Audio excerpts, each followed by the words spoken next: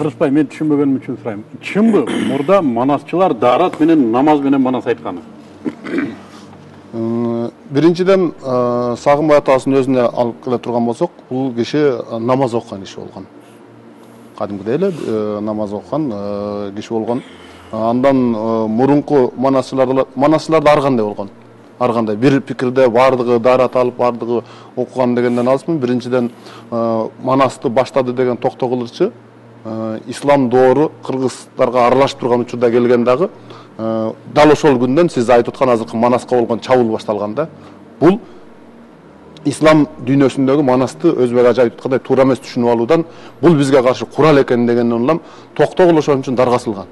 Токтогулчу мына манасты бүгүнкү деңгээлде чыгарды деген нерсе бул исламга каршы экен деген дагы даргастырган. Мына ушундай нерселер болгон да. Сагынбай сыяктуу даарат менен ошончолук аздек аяр мамиле жасаган манасчыларыбыз болгон. Мен бул ушул боюнча мисалы жана даарат боюнча мына Саякбайдын вариантында жанагы чоң казатка аттанардын алдында манас жанагы хандарды чогулуп алып айтып атты. Ошол казатка баары келсин, муну ашуудан ашып келатканда дааратсыз бири өтпөсүн деп атты. Аскердин баары дааратсыз өсө өзүм чабып таштайм деп манас. Мына ошо Саякбайдын вариантында эң акыркы чыккан чоң китебинде. Дал ушинтип турат да, дааратсыз ашуудан өтпөсүн деп бири да аскердин бири.